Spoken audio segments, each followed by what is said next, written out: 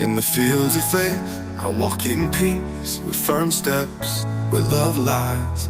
In every prayer, a light shines. In the embrace of the Father, always guiding me. I am a faithful servant in delivery and devotion, with unshakable faith in every heart. With humility I follow where He will go. In every decision, Lord, I am your home. In the shadow of the cross, I let myself be shaped, obedient to the sound which comes from His gaze. The days of struggle, I see them pass. Through the pain, His love comes to me. I am a faithful servant in delivery and devotion, with unshakable faith in every heart. With humility I follow where He will go. In every Never wanted to have a big crowd. We thought, okay, we'll catch up with whoever is free and maybe have lunch or a beer or just whatever it is and just hang out. And then Laka kept saying, become 10 people, 20 people, and 15 people, and then 50 people, and then 80 people. And then we realized that we can't do a small sort of get together. So, we're very grateful for this establishment to give us, give them a big hand. To give us this space. Space. And also Lanka, who's been so amazing.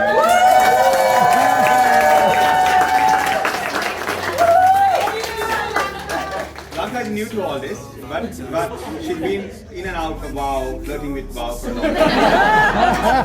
But recently she sort of dived with head in. I don't know how that happened. But she's been awesome. She's been awesome because she's organized everything and made sure that everything and she's been an amazing support to Lini and Francesca, who we really honor. And these are your connection coaches. Give them a with Agatha, right? Agatha right over here.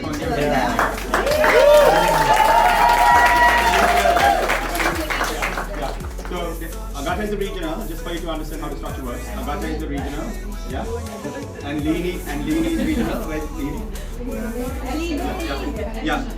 So these two are my connection. Come closer. If you're not, these are the two ladies who actually have set everything up, and we trust them with our lives. We know them personally and dearly. Lini, I've known her for, let me tell you, I've known her from the time I was like 15, 16 years old. She's married to my close buddy, right? Over there. Yeah. Over here. I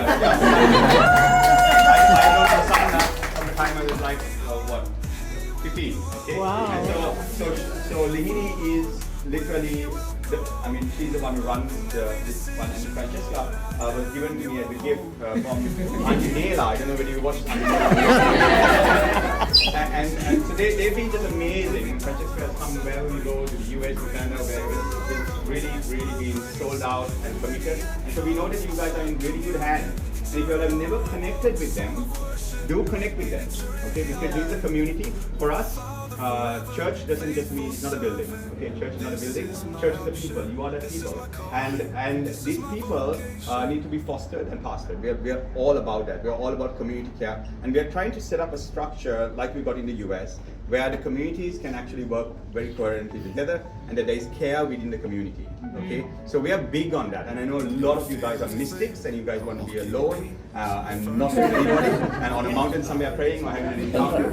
And trust me, I know that path. Okay, I've been down that path. I'm still down that path.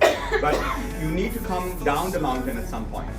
Okay, down the mountain experience and back into the marketplace. Okay, you need to be able to integrate into the marketplace, and when you come out of your comfort zone. Out of the comfort zone, out of being alone. It's nice to be alone. Out of your cave. Church is hard, right? It's hard, but it totally pays off. It's worth it. Yeah. So yes. No, I don't So what I'm trying to explain is what are we doing? What am I busy with? Okay, what's on the heart of Kirby and Fiona Delano? Like what do we dream of? Okay, and I think that's important for you to know and then if that's your cup of tea, you can then be a part of it, because that's what we dream of. And I'm just going to tell you a couple of really personal stories, okay? And I know you got to get lunch, you guys are waiting to get lunch, so I'm going to try and make this fast, okay? Okay, so one of the personal stories is how I found Agatha. Okay? Thank you. I found Agatha hanging outside a building that was 7 stories, because true. Her partner at that point of time was a partner of mine in my tea business. He was buying something like $1 million worth of tea a month from me, you see, and so she had brought her on. They were partying. She'd taken a whole lot of very good pills, and was literally suicidal on a point where she's broken up. I hope you don't mind me saying this. It's important. And I put her in, and Joseph called me and said, "Can you come? My girlfriend is, gone crazy. We had a fight, whatever it is. Can you come and take her?" We were on our way at that point of time. I had at that time stopped all drugs, so we were like completely clean, and we were going on our way to a church, a Sinhalese church, talking Sinhalese, and remote trip. And I put her in the car. The opposite of luxury. Yeah, the opposite of luxury, in the jungle, literally no places to sleep much and stuff like that, with cockroaches and all that thing. And took her there. And in this service, while I was preaching in Sinhalese, she was telling the Lord, Lord, you're real. Okay, I want to get to know you. I want to get to know you personally, not as just something or somebody. I just want to know if you're real. And that message I was preaching was about Jesus, the bridegroom. Yeah, and at that point, Ramya, who was with us, hears from the Lord. He says, "Go up to Agatha, give her your wedding ring, and say that Jesus wants to marry." And that's how she came to the Lord. That's the truth of the matter. From that time onwards, I was preaching in English. She didn't understand what I was saying. All she got was that the Lord wants to marry her. The Lord wants a personal, intimate relationship with every single man. Okay, and this is an important aspect. So that brings me to what we are busy with. We are busy with the down. Okay, there are a lot of people who want to ascend and want to be with the one. Okay, we are busy with really. We know that. We've been there, done that. There are very few people who try and look into things that I can do. But for me, I'm not interested in the ascended state. Okay, the ascended state, many people can get. There are many ways to the ascended state. There are many philosophies to the ascended state. There are many people who can take you ascended. I am interested in Jesus of Nazareth, the son of David, the one who came to us 2,000 years ago. He's the one I'm in love with. Why? Because God thought of it to come in as incarnate, become a nervous system, become a man. That really demonstrates love. So I can know him by name. Okay, he's interested in a personal relationship. So for me, I knew all that before I got to Jesus. I was a Kabbalist. I understood the New Age well. I was into sorcery. Let me tell you a story. I'll tell you. This young man over here, Sujit, is an old friend of mine. He's 40. I've known him from the time I was 11, 12. Right? Let me tell you how I got into this. His dad was very instrumental in all this. You might not know. You see, I was what, 13, 14, 15 years old. At 15, this is a very quick testimony. A friend of mine, okay, who was close to me in school, we went to St. Thomas's Prep School. It's probably the best school in the world, right? St. Thomas's Prep School. It's hard to get in, okay? And at prep school, a friend of mine who was in the other class, but we were close. He was on his way to see me for a birthday party with a couple of cans of beer, because I told him to drink the beer for the birthday party. He ends up, okay, I know this sounds very raw, but I want you to understand my life. He ends up killing his parents, okay? And his dad was a general in the army, okay, at that point of time, and killing his dad's bodyguard as well, for a satanic sacrifice, okay? And when they took him into the police, at that point of time, they asked him, how did this happen? Somehow the word went, Kirby is the one who got him to do it. Okay? And I was arrested at school. I was 14 years old. You know when his SWAT raids, coming in, like that came into my school. I was arrested at school, taken to the highest place for close CID, and I was innocent. Okay. So I understand how people can get accused and scandalized. First thing, I was 15 years old, and I'm like, why is this happening to me? And you must understand, in Sri Lanka, such a small country. If something happens to you, you're rejected. From that time onwards, all of my friends loved me, and they still love me. Their parents were like, oh my God, he's that guy, And so I knew what rejection was, and also to be called something. Called a cult and called all these things from 15, right? And so what happened? I was like, why did this happen to me? It's so unfair. I mean, I just wanted a couple of beers. Why did this happen? At that time, I ended up at Sujit's house. He was my only friend who would actually, his father somehow was a strange man and would dare to actually allow his son to hang out with me. And so this guy was my friend. And that's why I would go to his house, and his dad was a very strange man. And I'm Sujit, I hope you don't mind me sharing about your dad. Is that okay? Yeah? I'm getting permission. His dad was a very strange man, and it was like I got into that place, and when I got into that place, his dad was the first little bit of wisdom I used to get. His dad would say, you're supposed to be here because you're supposed to be here. There is a reason why you're here. And your dad used to play piano. This is how God sets you up. God has a funny way of setting you up. Trust me. If you're here yourself, okay, it's not because you made a decision. You might think, I made a decision, come here. No. It doesn't work like that. There's God inside of you that leads you here. And so I was led there, and I had no friends. I got Sujit, who was a very loyal, strong friend of mine. And so I sat there with his dad. His dad would play piano in the morning, and everyone knew him as an accomplished pianist. So, and at all the lobbies. But he was a very strange man, because we'd come back home and he asked Sujit, like, okay, so have you done your studies? What's on page 250, paragraph 4?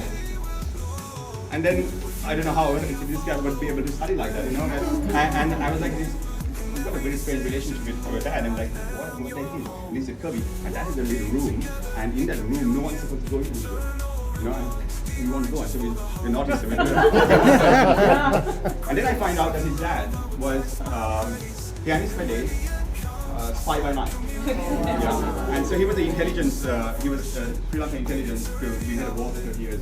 He would actually, he's a general in the army or a colonel in the army, and actually would know to extract information from, that was his skill set.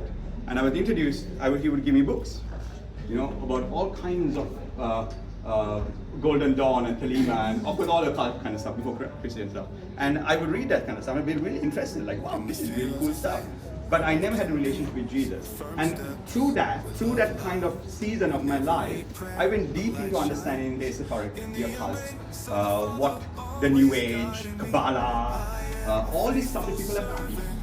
They've done everything. So by the time I was 18 years old, I was very accomplished in anything anyone can call magic, witchcraft, sorcery, occultism, whatever you knew, chakras, whatever you want to call those things. And I could do things, And I was like 17, 18, but I was very depressed. Okay, suicidal, avoid. There was something missing. I didn't know how. I had all the knowledge, but I couldn't make it work. Okay, I had a terrible relationship with Fiona. Okay, she bared with me through all those days. And then finally, during times of tremendous turmoil, my mom, when I was going to England, because Fiona's parents were such a bad boy, Fiona's parents took her away to England, right there, to save her from me. And at that point, of course, I had made my own money and stuff like that, and I got here, knocked on the seashore door, she was to see me. But my mom had slipped a New King James Bible into my bag, just like mothers do, right? And I come to England, and I was in Maidenhead, really depressed, suicidal, all that, and little by little, with all the knowledge that I had from the world, okay, with all that stuff, I would let go of everything, die to myself, and then read the Word and find God in the Word. And every time I read it, I was like, I felt peace again. I get happy for 5 minutes of my life, and I would remember it for a year. Okay, that's how depressed I was. I would, 5 minutes, I would like, I got happy, and I remember myself, I'm happy, I'm smiling, I'm happy. Yeah? And then it would go away, because the neurochemicals didn't work. Right now I know what depression is. And again, 1 year later, I would be happy again. And I remember the exact thing, right? And so, but reading the Word, God started coming to me. This is the Word of God. The revelation started coming to me. And I started getting stronger, my addiction broke away, I started building myself up, my character grew, and I knew that Jesus was life. See? And so that's what I do. I promote Jesus wherever I go. Okay? But trust me, I know all the rest. Okay? But I preach Christ crucified. I preach the God who created the universe, He knows all things, decided to come in the incarnated man. He died for us 2,000 years ago, showed us the way to life, which is through death. Okay? The whole world wants to give you life through your own performance, your own work. Jesus beckons you unto your death. Come with me. Come to the cross. Come hang on the cross. Die today. The more you die again today, the more you will live. You see, that's my message. And I'm telling you, it has been just an awesome, awesome journey. Everything today that we touch have really turned to something beautiful. But I can tell you, it's not because we live, it's because we are dead. And Christ lives through us. And so this is our message. This is what we want to do. We want to set up a structure, a perfect, beautiful structure, where people can care for each other. The structure is nothing new. The structure is for the church. I'm sorry if you've been hurt by the church before, but that won't be our story. I can guarantee you, we want to do it differently. You guys have been rejected, you all have mystics, you all have been broken, you all have run away from church. Okay? Now here's a guy again saying, hey, come back to church. Okay? But I'm saying we are. But I'm saying please come back. Because please come back and be that pillar. Okay? God wants you. You're a rock in a place that is needed. And just come back to that place. Let's build again. And let's do it differently. We are open. We are open, we are accessible. We love to get advice.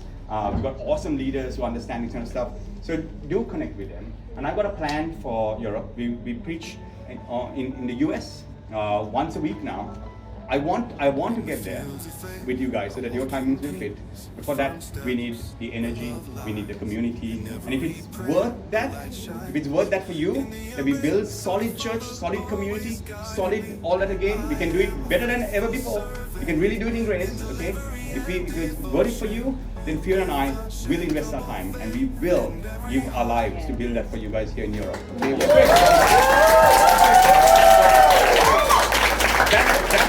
That's what we dream. That's what we dream. That's what we busy with. And it's not just an event.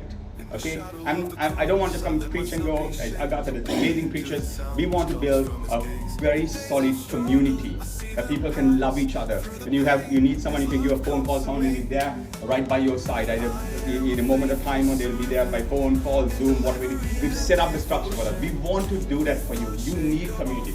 I can't tell you, one person is not a church. Church is a beautiful community of people, each one taking their place. We want to get that done. Trust me, one thing I know to do is I was born to build that. Okay, I know to do that really, really well, to build church well. And we've done it, and it works really well. So please be a part. Don't just be a spectator. Be a brick on the wall, another one. But this time, for a greater good. Okay, love you guys. Thank you for coming.